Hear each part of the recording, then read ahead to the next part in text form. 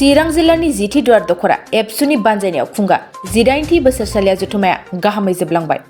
बे जथुमानि गेवलां मेलावनो मिरु एबसुनि लेङाइ आफादगिरि खोरोमदाव औवारी आरो बिटिआरनि सिएमनि अएसडि सांग्रां ब्रह्म बिथांमोना बाहागो लायो। बे जथुमानि गेजेरजोंनो आफादाव बिश्वेश्वर बसुमतारीखौ आफादगिरि आरो सुरज नार्जारीखौ गाहाय नेहाथारि महरै सायख'नाय जायो। मिरु एबसुनि लेङाइ आफादगिरि खोरोमदाव औवारीया बुंदों, कमतापुर रायजो दानायाव चिरां आरो क'क्राझारा जेब्लाबो हाबफाया, मानोना भारत सरकारनिफ्राय हादरनि गेजेराव गोदान रायजो दानायनि जेबो पलिसि गैया होननानै बिथाङा बुङो। दिनै भारतआव गिबियाव एक नाम्बारा जाबाय गोदान रायजो सोरजिनायनि जेबो बिथांखि गैया। मोनसे दखरानि गेवलां मेल हिसाबै जों बेयाव बाहागो लाफैदों आरो बेयाव जिथुथिवार दखरा दुलाराय बर' फरायसा आफादा नैबे ओनसोलाव गोबां जोङो बायदि जोंनि बिथांखिफोरखौ लानानै बेवहाय रायजोखौ लानानै जों सावरायनायनि मोनसे खाबु लादों। बिदिनो जोङो सोलोंथाइ आरो जोंनि गेजेराव समाज बिथिंखौ लानानै गोबां जोंहा बेयाव रांखान्थि जौगानांगौनि थाखाय बायदि बिथिंखौ बेवहाय सावरायनायनि मोनसे खाबु जादों आरो बिनि गेजेरजोंनो जों खावलायगोन जे दिनै दादगारि एबा नैबे हाथिसार ओनसोलजों लोगोसेयै जोंनि समाज बिथिं आरो सोलोंथाइ बिथिङाव जोंहा मैखोमै बेवहाय गोबां जेंनाबो दङ आरो बेखौ लानानै दुलाराय बर' फरायसा आफादा बिटिआर गोरोबथानि गेजेरै जोङो 6.3 नि गेजेरजों सानस्रिनि जेंना फोजोबनायनि थाखाय दिनै मैखोमै जों खामानि मावनायखौ नागाराखै आरो बेखौ जाफुंसारना होनो थाखाय जोङो दिनै सरकारखौ नारसिनबाय थादों। फारसेथिं जोंनि आदब आरो गुन गोनां सोलोंथाइखौ लानानै जोंनि बिमा बिफा, दिथागिरि, फोरोंगिरि आरो गासै समाजनि सुबुंखौ जों खावलायगोन जे जोंनि नैबे ओनसोलनि फरायसाफ्रा जोङो खस्थ'यैब्लाबो जोंनि आदब आरो गुन गोनां सोलोंथाइखौ लानानै जिउआव जाफुंसार सुबुं जानो थाखाय जोङो दिनै फरायसाफोरखौ थुलुंगा होनांगौ। फारसेथिंजाय जोंनि गेजेराव समाज बेरेखा आरो समाज बेरेखा खान्थिखौ फोजोबनो थाखाय जों जयै खामानि मावनांगौनि थाखाय जोङो साखाफारा जानांगोन। जोंनि ड्राग्स, जौ जुवा आरो उन्दै बैसोआव हाबा जानाय, हिउमेन ट्राफिकिं जानाय, मानसि गोमानाय नैबे ओनसोलाव गोबां बेबायदि गोग्लैसोनाय माखासे थासारि फैदों आरो बेखौ लानानै जोङो दुलाराय बर' फरायसा आफादनिफ्राय मैखोमै मावथिफ्रा नैबे हालामाव रायजोनि गेजेराव खामानि मावनांगौ दं आरो बेखायनो जों रायजो बिथांमोनखौ खावलायगोन जाहाथे नैबे फेग्रा मुवा ड्राग्सआ बिसेसके गोदान महरै जायगा लागासिनो दं आरो समाजनि गुबुन बेरेखा जोनोम होगासिनो दङ, समाज बेरेखा खान्थि जोनोम होगासिनो दङ। न'खरनिफ्राय लानानै समाज बिथिङाव रांखान्थि आरो गुबुन बिथिङाव बिथांमोनहा बायदि थासारि सोमजिगासिनो थायो। दा बेखायनो जों खावलायो जाहाथे जोंनि नैबे जथुमानि गेजेरजों मोनसे मेसेज थाङो जे जोंनि समाजाव गासै समाज बेरेखा खान्थिखौ बन्द' खालामनांगौनि थाखाय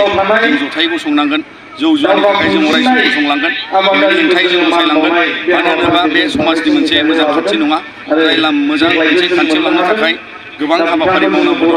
आबाद बिथिं, बायदि बिथिं, फालांगि बिथिङाव दिनैहाय फेहेरनांगौनि थाखाय बर'फ्रा गोबां खामानि मावनांगौ दं आरो बेनिखायनो दिनैनि नैबे जथुमानि गेजेरजों जों मिजिंथियो इयुनाव जाहाथे बर'फ्रा मैखोमै रांखान्थि बिथिंखौ नोजोर लानानै जों दावगानो हायो। दिनै भारतआव गिबियाव एक नाम्बारा जाबाय गोदान रायजो सोरजिनायनि जेबो बिथांखि गैया। फारसेथिं नैबे बड'लेण्ड ओनसोल क'क्राझार चिरां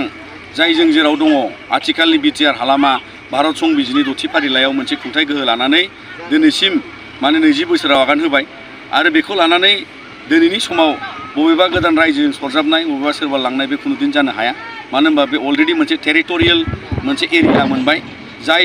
बड'लेण्ड टेरिटरियेल रिजन जाबाय। बे रिजना मोनसे खुंथाय गोहोआव गभर्नमेन्ट दं, काउन्सिल गभर्नमेन्ट दं, बिनि चिफ दं, EM दं, गासै सरकार साबजेक्ट्स दं जोंहा 39 दं आरो गोदान साबजेक्ट एड जानो थांगासिनो दं। दा बे मोनसे खुंथाय थानायनि गेजेराव खाथिनि रायजोनि बबेबा मोनसे रायजो दानो नागिरनायाव दिनै जोंहा बेवहाय जेबो गिनांगौ गैया आरो बेवहाय रायजो गोदान जानोबो थांनाय नङा। बेयो मोनसे प्रपगेन्डा जानानै दं आरो बेखायनो जोंनि आइ आफा, बिदा फंबाय, बड'लेण्ड हालामनि रायजो बिथांमोनखौ खावलायो जाहाथे बिनि फारसे जेबो जोंहा गोनो गोथो जानांगौ गैया। जोंहा अदेबानि बड'लेण्डआ बिटिआर हालामा दिनै गहपुर हालामसिम, सिमलुगुरि, लखिमपुरसिम जों गोलाव मोनसे ओनसोलखौ दिनै बिटिआर हिसाबै मोननो थांगासिनो दं। बिसोर जोंनि थाखाय देरसिन दिनैनि समाव नेनानै थानायनि गेजेराव देरसिन मोनसे फिथाइ थायनो थांगासिनो। दिनै जिथि दुवार दखरा दुलाराय बर' फरायसा आफादनि 18थि बोसोरसालिया जथुम्मा आरो दादगारि दालाइसा दुलाराय बर' फरायसा आफादनि 5थि बोसोरसालिया जथुम्मा बियो जोबनानै थांबाय। बेवहाय गोबां हाबाफारि जोङो लादोंमोन आरो बे हाबाफारिया बयनिबो बाहागो लानायनि गेजेरजों मोजाङै मोजां जाफुंबाय। दिनैहाय जोबथा हाबाफारि गेवलां मेल, गेवलां मेलाव जोंहा गाहाय आलासि महरै बाहागो लाफैदोंमोन दुलाराय बर' फरायसा आफादनि लोगो आफादगिरि खोरोमदाव औवारी बिथां आरो बेवहाय जर'खा आलासि महरै जों मोननो हादोंमोन बिटिआरनि CM बिथांनि OSD डक्टर सांग्रां ब्रह्म बिथांखौ जों मोननो हादों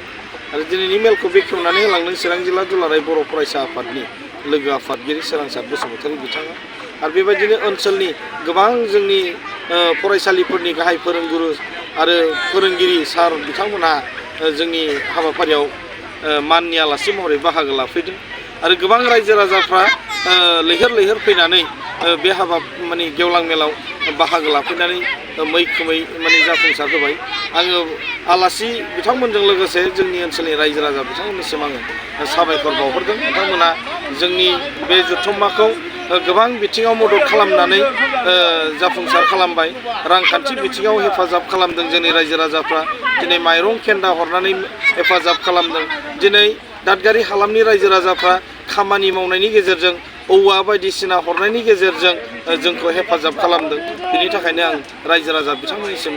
दखरा आफादनि जानानै साबायखर बावहरदों आरो जोंहा दुलाराय बर' फरायसा आफाद हिसाबै जोङो थान्दै मेलाव जि थांखि लाबाय जोङो मावनो थाखाय बेफोरखौ जों बर' माहारिनि थाखायनो बर' समाजनि थाखायनो जोङो मावलांगोन जोङो गोग्गो समाज दानाय जोंनि माहारिखौ जौगाहोनाय बे बिथिंखौ नोजोर बोनानै जोङो गोख्रोङै खामानि मावगोन जों बेखौ थान्दै मेलाव जों थांखि लादों आरो फैबाय थानाय समाव जोङो बे ओनसोलखौ मोनसे साबना हामना ओनसोल जोङो मोननो हागोन बेखौ मिजिंथिनानै जोङो राफोद जोङो सांग्रां जादों जोंनि मावथिफ्रा आवगायबोदों खामानि मावनो आरो जोंहा गोदान मावफुं आफाद जोङो दानानै लानो हाबाय गोदान मावफुं आफादाव जों आफादगिरि हिसाबै जा बिसिसर बसुमतारी बिथांखौ जों लाबोनो हाबाय आरो गाहाय नेहाथारि हिसाबै सुरज नार्जारी बिथांखौ जों मोननो हाबाय बिथांमोननि दैदेननायनि गेजेरजों जोंनि दखरा आफादा जिथिदुवार दखरा दुलाराय बर' फरायसा आफादा गोख्रों मोनसे हानजा गोख्रों मोनसे मावथि फारिया जागोन होननानै आंहा फोथायनाय दं आरो बिथांमोननि मावनायनि गेजेरजों जोंनि ओनसोला बे साबना हामना आरो गोग्गो थासारि बेयो जागोन होननानै आङो फोथायनाय